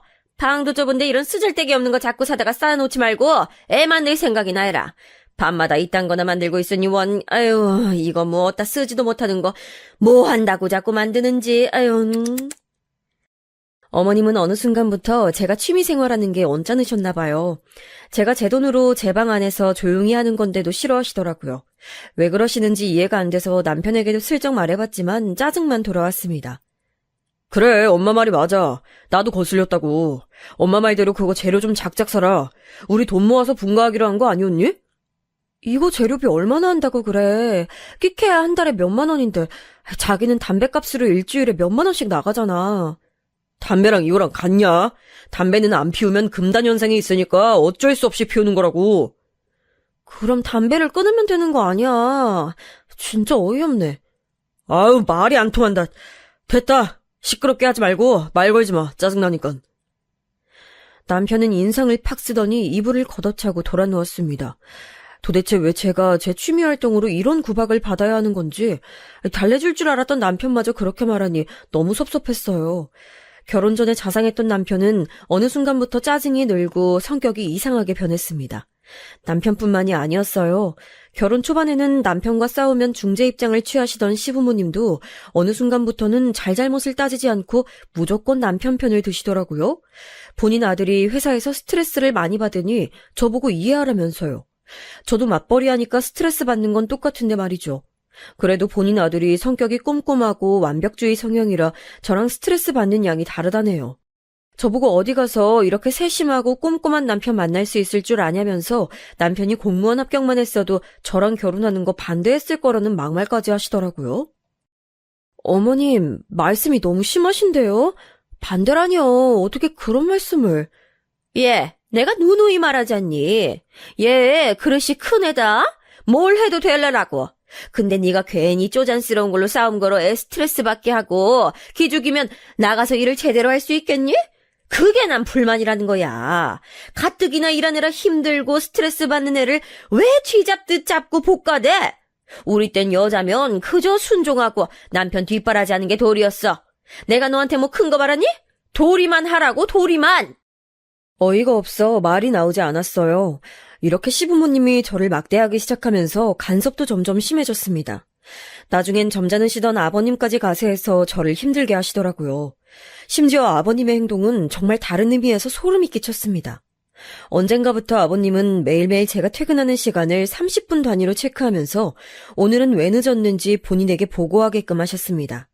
제가 요새 일이 많아서 그렇다고 하면 저랑 같은 직종에서 일하는 본인 친구 아들에게 전화하여 그 업종이 진짜로 그렇게 일이 많은 건지 묻기도 하고 제 회사 이름을 대면서 그 회사가 정말 바쁜 철이 맞는지 확인해보라는 둥 저의 퇴근 시간에 집착을 하셨습니다. 회사원이 당연히 일이 많으면 야근할 수도 있는 건데 많이도 아니고 한두 시간 야근하고 늦게 끝나는 것도 못 믿어오신지 제 뒷조사를 하고 다니시는 게 너무 소름 돋았습니다. 혹시라도 제가 퇴근하고 남자라도 만나고 다닐까봐 그러시는 걸까요? 언제 한 번은 그걸 물어본 적도 있었어요. 아버님, 왜 자꾸 그러시는 거예요? 제가 혹시 뭐 딴 생각이라도 할까봐요? 저 그런 애 아니에요. 하지만 그때마다 아버님은 헛기침을 하시곤 자기 방으로 들어가 버리시더라고요. 그뿐만 아니었습니다. 도대체 제 앞으로 온 우편물과 택배는 왜 이렇게 마음대로 열어보시는지 제가 낮에 집에 없다 보니 바로바로 확인할 수 없는 걸 굳이 꼭 먼저 열어보시더라고요. 제가 쇼핑몰에서 산 옷들까지 말입니다. 아버님 택배요. 제가 열어봐도 돼요. 혹시 저 번거로울까봐 해주시는 거면 밤에 제가 퇴근하고 와서 해도. 아니 그게 아니고 너 이 옷은 도대체 왜 산 거냐? 보니까 장롱에 네 옷이 수두룩 빽빽이더만. 그건요. 제가 이번에 친구 결혼식을 가서 하객 원피스가 필요해서요. 내 다른 말 안 하마. 결혼한 여자가 자꾸 겉멋에 지중하고 다니는 거 보기 안 좋아. 거의 벽에 대고 말하는 꼴이었어요. 그러면서 이건 왜 샀니, 저건 왜 샀니, 돈이 남아도냐는 둥, 휴대폰 요금 고지서에 이 금액은 뭐냐는 둥, 제가 가입한 휴대폰 부가 서비스까지 뭐냐고 참견하고 물으시는데 어떤 건지 하나하나 말씀드려야 했어요. 전 원래 독립적인 성격이라 이렇게 하나하나 참견을 당하는 게 너무 스트레스였습니다. 맘대로 열어보시는 것도 기분이 나빴지만 그걸 또 굳이 저한테 와서 꼬치꼬치 캐묻는 것도 정말 힘들었어요. 대충 대답하고 넘어가려고 해도 원하시는 답이 나올 때까지 물고 늘어지셨거든요. 그러고선 사소한 걸로 꼬투리를 잡고 저를 무능력하고 낭비하는 사람으로 만들고서야 직성이 풀리셨습니다. 정말 이 피말리는 기분을 글로 다 적을 순 없지만 정말 당해보지 않으면 알 수 없는 고통이었습니다. 그리고 결혼 초반에는 집안일도 어머님과 같이 했는데 어느 순간 돌아보니 거의 저 혼자 모든 집안일을 다 하고 있더라고요. 아버님이야 원체 집안일에 손 하나 까딱 안 하시는 분이라 기대도 안 했지만 하루 종일 집에만 계시는 어머님은 제가 이 집에 살기 시작한 지 3달째 됐을 무렵부터 자꾸 여기저기 아프다고 하시기 시작했어요. 어제는 머리가 아프고 오늘은 허리가 아파서 못 움직이시겠다고요. 퇴근하고 집에 가면 설거지거리가 한가득, 빨래가 한가득이었습니다. 심지어 제가 퇴근하기 전에 아버님과 어머님이 먼저 식사를 하시고 그대로 설거지통에 두시는 거였어요. 처음엔 남편도 설거지를 거들어서 하려고 했는데 어머님이 눈치를 몇 번 주니까 남편도 그냥 나 몰라라 하고 침대에 드러눕더라고요. 어머님은 외동아들 손에 물 묻히는 거 싫으시다네요. 그래서 퇴근하고 제 일과는 집에 도착하자마자 겉옷부터 벗고 설거지부터 하는 게 일과였습니다. 설거지를 하고 난 후 밥을 차리고 남편과 함께 밥을 먹고 있으면 어머님이나 아버님이 오늘은 어디가 지저분하더라 청소기 좀 돌려야겠다라고 말씀을 하셨습니다. 어머님은 오늘 허리가 안 좋아서 쉬셔야 된다고요. 어머님, 그렇게 많이 아프시면 병원을 가시는 게 좋지 않을까요? 예, 내가 알아서 한다. 병원비가 얼마나 비싼데. 넌 하여튼 돈 아까운 줄은 모르더라. 네가 그 돈 내줄 거 아니면 아무 말 하지 마. 네, 이렇게 병원을 가셔라 해도 절대 안 가십니다. 남편을 일찍 낳으셔서 올해 연세가 50대 중반이신데도 거의 산송장처럼 누워서 TV만 보고 계십니다. 그런데 주말마다 동네 친구분들이랑 여기저기 산책이며 등산이며 나가시는 거 보면 허리가 아프신 것도 아닌 것 같은데 말이죠. 근데 거기다 대고 어머니 꾀병 좀 그만 부리세요 할 수도 없는 노릇이고요. 물론 마음속으로야 100번도 1000번도 넘게 했죠. 아무튼 밥 먹고 먹은 것도 설거지하고 청소기까지 돌리고 나면 그제서야 이제 씻을 시간이 생깁니다. 대충 씻고 나오면 남편은 벌써 침대에 드러누워 핸드폰만 보고 있지만 전 빨래를 해야 돼요. 출근을 해야 하는데 입을 옷이 없거든요. 어머님이야 하루 종일 집에만 계시니까 옷이 없어도 불편한 줄 모르시고 아버님은 원래 옷 한 벌로 며칠씩 입으십니다. 남편이라도 하게 해야겠다 싶어서 며칠 빨래를 안 하고 버텨봤는데 남편은 그냥 어제 입었던 옷 그대로 입고 가더라고요. 그래서 목마른 사람이 우물 판다고 어쩔 수 없이 제가 빨래 담당이 되어버렸습니다. 집안일 얘기 시작하면 한도 끝도 없으니까 이 정도로만 설명할게요. 여기서 남편한테 왜 안 따져봤냐고 하실 분들 있겠죠? 남편한테 수도 없이 불만을 말해봤지만 소용없었습니다. 집안일 좀 도와달라고 하면 자기가 할 테니 그냥 놔두라고만 합니다. 진짜로 그냥 놔두면 아버님이 저한테만 뭐라고 하시는데도요. 그러다 하루는 저도 너무 폭발해서 이렇겐 불편해서 못 산다며 화를 냈습니다. 아니, 시부모님이랑 같이 살면 어머님이 집안일 도와주신다며 참견도 안 하신다며. 이게 뭐야. 아버님은 내 우편 택배물 뜯어보고 어머님은 나보고 취미활동도 하지 말라고 하고 맨날 돈 쓴다고 뭐라고 하고 그리고 집안일 어쩔 거야. 내가 퇴근하고 와서 매일매일 집안일하는 거 당신 몰라? 알잖아. 나도 뼈가 사가. 피곤해서 일에 집중이 안 된다고. 야, 엄마가 아픈 걸 그럼 어떡하냐? 넌 어른이 아프다는데 굳이 시켜야겠냐? 그리고 네가 똑바로 하면 엄마 아빠가 굳이 참견을 하겠냐고. 너 하는 짓거리가 마음에 안 드는데 어른이 훈수 둘 수도 있는 거지? 아니 해도 너무하잖아. 나 이렇게 못 살아. 저는 너무 화가 난 나머지 소리를 빽 질렀습니다. 남편은 저더러 못 살면 어떡할 거냐며 솔직히 본인 부모님 덕분에 우리가 대출도 안 받고 이렇게 따뜻한 집에서 살 수 있는 거 아니냐면서 오히려 저한테 썽을 냈습니다. 차라리 대출 받고 그거 갚으면서 살면 그 집이 나중에 내 집이 되기라도 하죠. 이거는 뭐 눈칫밥에 하녀 취급 당하는데 왜 이렇게 살아야 되는지 정말 갑갑했습니다. 그리고 시부모님께 생활비 드리는 거 생각하면 사실 대출이자보다 많은데 너무 손해라는 생각이 들었습니다. 근데 참 사람 마음이 이상한 게 그 후 남편이 며칠 달래주고 하니까 어쨌든 결혼 전에 5년간 시댁에서 살기로 한 저도 약속한 것이니 눈 딱 감고 5년만 참자고 다짐하게 되더라고요. 그렇게 수도승의 기분으로 매일매일을 버텼습니다. 남편과 약속한 5년은 생각보다 정말 길었습니다. 결혼하고 1년이 지났을 때부터는 집에 들어가기 싫다는 생각에 퇴근 시간이 다가올 때마다 심장이 쿵쿵거리고 숨이 턱턱 막혀왔습니다. 일부러 야근하고 늦게 들어갈까도 생각해봤지만 조금이라도 늦는 날에는 아버님의 집착 때문에 왜 늦었는지 회사에서의 일거수일투족을 보고해야 돼서 그게 싫어서라도 집에 일찍 들어가는 수밖에 없었습니다. 회사에서 회식이라도 하는 날에는 일주일 내내 어머님, 아버님을 달래드리느라 진이 빠졌습니다. 본인 아들은 저보다도 더 회식을 자주 하는데요.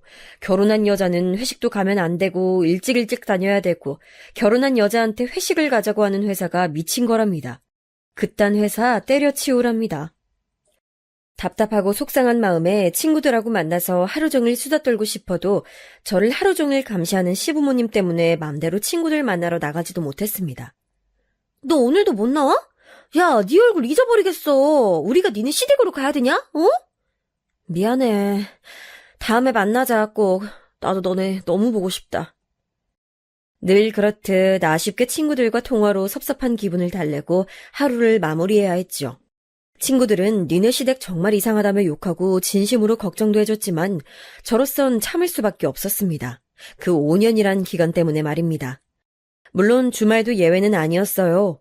주말마다 놀러 나가시는 어머님 대신에 하루 종일 아버님 삼시세끼 밥 차려드리느라 나가지도 못하고 남편은 룰루랄라 지 친구 가게에 놀러가서 밤늦게 들어오기 일쑤였습니다. 밥만 차려드려도 되는 거면 그냥 반찬이랑 다 해놓고 아버님 보고 반찬 꺼내서 드시라고 하고 싶지만 아버님은 주말만 되면 저를 자기 비서인 줄 아시는지 시도 때도 없이 불러서 이것저것 시켜대십니다. 커피 좀 타와라, TV 좀 켜봐라, 여기 바닥에 머리카락 있는 것 좀 치워라 등등 불러서 제깍 안 오면 썽을 내시기 때문에 전 방문도 못 닫고 방 안에서 제 할 일 하면서 대기하고 있다가 부르시면 바로 달려가야 합니다. 어머님은 주말에 놀러 가셨으면 재밌게 놀다 오시기나 하시지 시도 때도 없이 저한테 전화해서 집안 상황 보고를 바라십니다. 예, 너 시아버지 밥 챙겨드렸지? 어제 끓인 국 말고 새 국 끓여드려라. 밥도 말랑한 거 드리고, 알았지? 네, 어머님.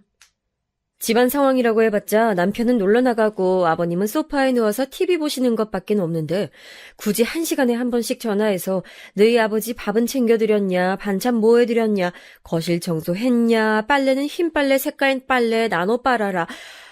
굳이 안 해도 되는 잔소리를 하십니다. 주말에도 정말 쉬는 것 같지 않고 차라리 월요일이 빨리 왔으면 좋겠다는 생각이 들 정도였습니다. 이런 생활이 반복되던 중 회사에서 일하다가도 갑자기 눈물이 주르륵 흐르는 일이 많아졌습니다. 퇴근길에 지하철에서도 눈물이 흐르고 집에 가서 설거지를 하면서도 눈물이 흘렀습니다. 안 울고 싶은데 나도 모르게 눈물이 나오고 기분이 다운됐습니다. 지금 생각하면 아마도 이게 우울증이었던 것 같아요.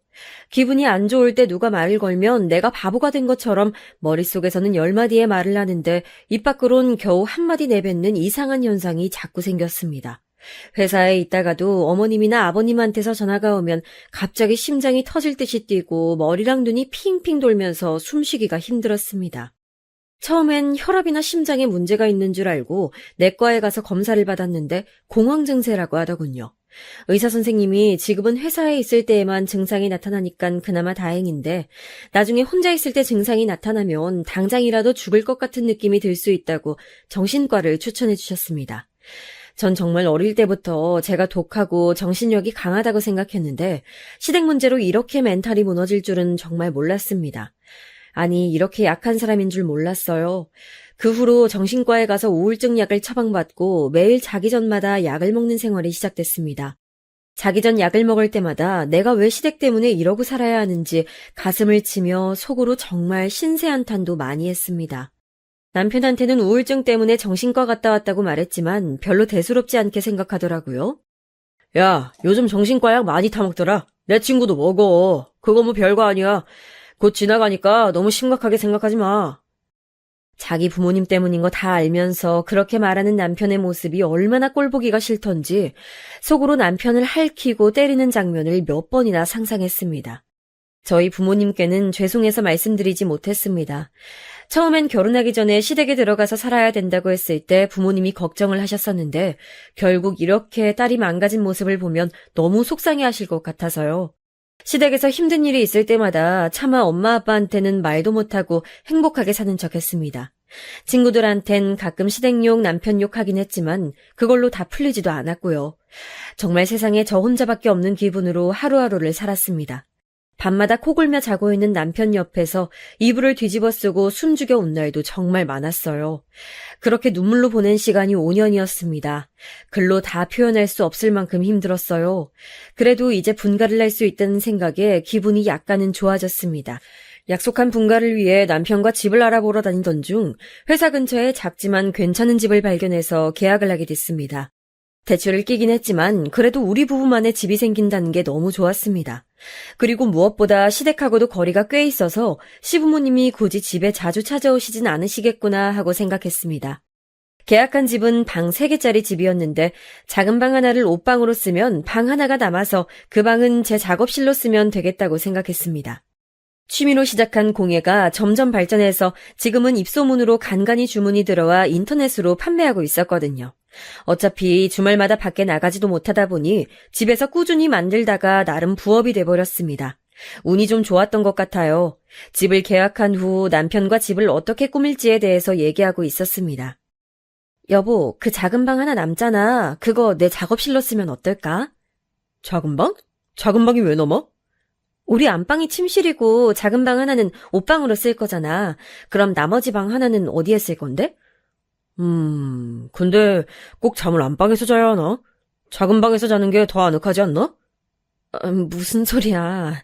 그럼 안방은 어디에 쓰게? 아니, 뭐 어디든 쓰면 쓰겠지. 일단 뭐 급한 거 아니니까 천천히 생각해보자. 남편의 반응이 뭔가 탐탁지 않았지만 집 꾸미는데 관심이 없어서 그러겠거니 하고 넘어갔습니다. 이후 남편이 침실 문제에 대해서 더 이상 얘기하지 않길래 그냥 해본 말인 줄로 생각했습니다. 그래서 당연히 다른 사람들처럼 안방을 침실로 쓰는 줄 알았어요. 그 후 새 집에 이사 간다는 생각에 너무 들떠서 주말마다 남편과 가구를 보러 다녔습니다. 어머님 아버님도 웬일인지 이사 갈 집 가구 보러 간다니깐 주말에 자유롭게 나가게 해주시더라고요. 결혼하고 남편하고 둘이 이렇게 밖에 돌아다녀 본 것도 얼마만인지 가구 매장을 여기저기 둘러보며 마음에 드는 가구를 만져보고 앉아보고 꼼꼼히 살펴봤습니다. 그러다가 제 눈에 딱 들어온 침대가 있었습니다. 침대 프레임도 마음에 들고 가격도 적당했습니다. 여보, 여기 침대 앉아봐. 너무 푹신하다, 그치? 나 이런 침대 사고 싶어. 이제 이사 가면 큰 침대에서 잘 수 있겠다. 굳이 큰 침대에서 자야 돼? 너도 나도 잠버릇 있는 것도 아닌데 꼭 넓은 데서 자야 되는 거 아니잖아. 남편은 정색하며 말하더군요. 자꾸 넓은 침대 필요 없다며 작은 침대를 고집했습니다. 사실 시댁에서 살면서 좁은 방에 큰 침대를 놓을 수 없어 여태까지 원룸에서나 쓰는 작은 침대에 둘이 낑겨서 불편하게 잤거든요. 그래서 저는 이사 가면 침대는 꼭 퀸 사이즈 이상 쓰고 싶었습니다. 넓은 데서 자는 로망이 있었어요. 여름에 자다가 옆 사람과 살이 닿아 뜨거움에 짜증이 나지 않는 그런 침대요. 하지만 남편은 이상하게도 다른 가구들은 별말 안 하면서 침대에 관해서는 예민하게 굴었습니다. 안방이 넓어서 큰 침대 들여놔도 충분히 공간이 남는데 굳이 작은 침대를 고집하더라고요. 남편 고집이 장난 아니어서 어쩔 수 없이 침대는 작은 걸로 구매했습니다. 넓은 침대에서 잘 수 있다는 생각에 들떠있던 마음이 한순간 식어버렸지만 그래도 새로운 집에서 새로운 가구들로 꾸밀 생각을 하니 금방 다시 기분이 좋아졌습니다. 여보, 근데 나 작은 방 작업실로 써도 되지? 아이, 그거 뭐 작업 얼마나 한다고 방 하나를 통째로 써. 그냥 거실에서 해. 무슨 거실에서 해. 방이 하나 남는데 왜 못 쓰게 해? 자꾸 일 버리지 마. 그냥 거실에서 상 하나 펴놓고 하면 되잖아. 작업실은 나중에 그걸로 월 200 이상 벌면 그때 얘기해. 남편의 말이 조금 서운했지만 그러려니 했습니다. 같이 사는 집인데 방 하나를 저 혼자 쓰는 것도 조금 이기적인가 하는 생각이 들어서요. 그리고 이게 주업도 아니고 부업이니까 남편 말대로 나중에 규모가 커지면 그때 다시 얘기해봐야겠다고 생각했습니다. 작업실 문제는 그렇다 치고 5년 만에 드디어 분가한다는 소식에 친구들과 가족들도 다들 축하해줬습니다. 처음에 남편이 5년을 얘기했을 때 5년 후에 말이 바뀌면 어떡하나 걱정했는데 다행히 그런 일은 없더라고요. 드디어 제게도 시부모님에게서 벗어날 수 있는 시간이 찾아왔습니다. 5년간 매일 꿈에 그리던 자유의 시간이요. 시간이 지나 드디어 새 집으로 이사하기 전날 침대를 제외한 다른 가구들이 모두 들어와서 남편과 함께 집안 곳곳을 둘러보고 청소를 하고 있었습니다. 집 평수가 크지 않아서 가구를 다 넣으면 진짜 좁아 보일 줄 알았는데 생각보다 넓어서 좋았어요. 솔직히 시댁에서 살 때는 방 하나에 저희 살림을 다 넣어야 되니까 너무 갑갑했거든요. 뭐 새로 사고 싶어도 공간이 없으니까 사지도 못하고 바닥은 발 디딜 틈 없을 정도로 좁았습니다. 어머님은 항상 저보고 방을 지저분하게 쓴다고 청소 좀 하라고 구박하셨지만 사실 방에 물건이 많다 보니 청소를 아무리 깨끗하게 해도 지저분해 보이는 건 어쩔 수 없더라고요. 아무리 얘기해도 이해해주지 않으시는 어머님 때문에 속상해서 몇 번 몰래 눈물을 훔친 적도 있었습니다. 이제 내일 침대만 도착하면 가구는 전부 다 오는 건데 제가 안방 한쪽 벽을 가리키며 침대를 이쪽에 놓으면 되겠다고 남편에게 얘기했습니다. 그랬더니 남편이 갑자기 단호한 표정을 지으며 침대를 안방에 놓지 말자는 거 아니겠어요? 침대도 작은 거 샀으니 그냥 작은 방에서 자자면서요. 그래서 그럼 안방은 그냥 비워두자는 거냐고 물었습니다. 남편이 이렇게 대답하더군요. 안방은 우리 엄마 아빠가 쓰기로 했어. 저는 제가 잘못 들었나 싶어서 다시 물었습니다. 그게 무슨 소리야? 어차피 작은 방 2개 우리가 쓰면 원래 살던 집보다 넓게 쓰는 거잖아. 안방은 엄마 아빠가 쓰기로 했으니까 그렇게 알아. 남편은 강압적인 말투로 저한테 통보하더군요. 도대체 이게 무슨 소린가요? 어머님 아버님 집이 있는데 굳이 왜 여기에 사시냐고요. 남편에게 꼬치꼬치 물었더니 정말 황당한 소리를 하더라고요. 자가인 줄 알았던 시부모님 집이 사실은 월세였고 월세 계약 기간이 곧 만료되어서 나가야 된다고요. 월세 보증금 뺀 돈으로는 다른 집에 이사 가기엔 모자라서 우리 집으로 들어오신다네요. 2분이 사시는데 더 작은 월세집으로 이사 가면 되는 거 아니냐고 했더니 이렇게 말하더군요. 우리 아빠 이제 곧 정년퇴직하시면 집안에 돈 버는 사람이 없는데 월세를 어떻게 감당하냐? 아니, 그동안 모아둔 돈 있으실 거 아니야. 퇴직금은. 아빠 혼자 우리 식구 먹여 살린다고 모아둔 돈 없어. 그리고 퇴직금 있다고 그거 다 월세 내는데 꼬라박으면 되냐? 앞으로 몇십 년은 더 사실 텐데 그걸로 필요한 데 쓰셔야지. 저는 너무 화가 나서 소리쳤습니다. 여보! 5년 있다가 분가하기로 했잖아. 약속한 거 잊었어? 어머님 아버님 들어와서 사시는 거면 이게 어떻게 분가야? 그냥 집만 바뀌는 거잖아. 너는 엄마 아빠 있으면 어떻다고 자꾸 분가 타령이야. 그리고 솔직히 지금 살고 계시는 집 나오면 월세도 안 드니까 우리도 좋잖아. 월세는 아버님이 내고 계셨던 건데 우리랑 무슨 상관이야? 아, 당신 설마... 네, 설마 했던 일이 사실이었습니다. 남편은 그동안 시부모님께 생활비 드리는 걸로 모자라서 월세도 저 몰래 내주고 있었던 겁니다. 어쩐지 평소에 담배 피는 거 외에는 커피값도 아껴 쓰고 밥도 맨날 친구네 가게에 놀러가서 얻어먹고 그러길래 좀 알뜰한 스타일인가 보다 했는데 저 몰래 본인 용돈으로 월세 내느라고 그런 거였어요. 이거 정말 사기 아닌가요? 그러면서 자기는 알뜰하다고 생색내고 저보고는 취미재료 산다고 구박하고 그런 거였지 뭐예요? 진짜 뒤통수를 망치로 한 대 얻어맞은 느낌이었습니다. 게다가 자가인 줄 알았던 시부모님 집이 월세였다니요. 노후 대비가 이 정도로 안 돼 있으신 줄은 정말 몰랐습니다. 남편은 형제도 없이 외동아들이라 이제 남은 평생 시부모님 수발은 유일한 며느리인 제 몫임이 너무나도 분명했습니다. 너무 황당해서 말이 안 나오고 눈앞이 새까매졌어요.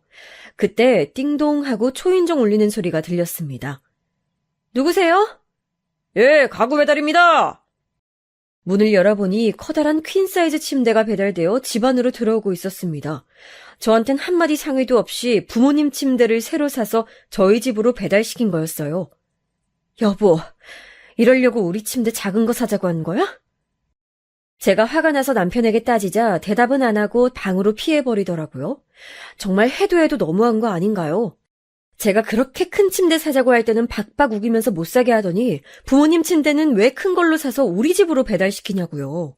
전 시부모님 들어와서 사시는 것도 지금 처음 알았는데요. 남편은 저보고 일단 침대만 안방에 미리 놔두고 아직 시댁 월세 계약이 한 달 남았으니까 나머지 가구들은 천천히 옮긴다고 했습니다. 전 너무 황당해서 소리쳤습니다. 당신 진짜 이럴 거야? 내 의견은 하나도 안 중요하구나. 야, 너 진짜 짜증나게 할래? 그럼 어쩌자는 거야? 불쌍한 우리 부모님 길바닥에 내앉게 하라는 거야, 뭐야? 아직 두 분 다 나이도 젊으신데 다른 일 하시면 되잖아. 너 진짜 너무한다. 우리 부모님이 우습지? 여태까지 부모님 집에서 산 거 고마운 줄도 모르고. 남편은 여차하면 물건이라도 집어던질 기세였습니다.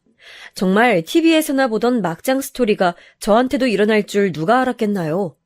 제가 우울증 약 먹어가며 약속한 5년이 끝나기만을 기다리고 기다렸던 그 시간들이 머리에 스쳐 지나갔습니다. 저의 5년은 도대체 누가 보상해주나요? 진짜 머리가 돌아버린다는 게 어떤 건지 그날 처음 알았습니다. 저는 진짜 너무 화가 난 나머지 뭐에 씌인 것처럼 정신이 확 돌아버렸습니다. 그 길로 전에 남편이 물건 수리하려고 사다 둔 공구함에서 망치를 꺼내들고 시댁으로 향했습니다. 남편은 망치를 든 저를 보더니 급하게 쫓아왔지만 전 망치를 가방에 숨기고 현관문을 쾅 닫아버린 후 택시를 타고 바로 시댁으로 출발했습니다. 시댁에 도착해서 비밀번호를 누르니 열리지 않더라고요. 그 사이에 남편이 시댁에 전화해서 비밀번호를 바꾸라고 했나 봅니다. 어머니, 문 여세요! 안에서는 아무런 인기척이 나지 않았습니다. 집에 계신 거 뻔히 알고 있는데 없는 척 하시더라고요. 어머니, 안에 계신 거 다 알아요. 빨리 문 여세요! 저는 문을 두드리며 계속 소리를 쳤습니다. 한동안 문 열라고 실랑이를 하다가 계속 열어주지 않자 그냥 복도 비상계단에 앉아서 무작정 기다렸습니다. 1시간 반쯤 지났을 때 밖에서 아무 소리도 들리지 않자 제가 간 줄 알았던 시어머니가 현관을 슬쩍 열었습니다. 저는 그 기회를 놓치지 않고 달려가서 문을 잡았습니다. 어머니, 집에 계시면서 왜 없는 척 하세요? 아니, 그게... 전 당황해서 버벅거리는 어머님을 밀치고 성큼성큼 집 안으로 들어갔습니다. 조용해서 어머님만 계신 줄 알았는데 아버님도 계시더라고요. 전 비장한 표정을 지으며 두 손을 가지런히 모으고 어머님 아버님께 고개를 숙였습니다. 어머님 아버님 안녕히 계세요. 그동안 감사했습니다. 아니지, 저한테 감사하셔야겠네요. 제가 5년 동안 종년 노릇 열심히 해왔잖아요. 제가 이혼할 거고로 이렇게 말하자 어머님이 소리를 지르셨습니다. 너 그게 무슨 말버릇이니?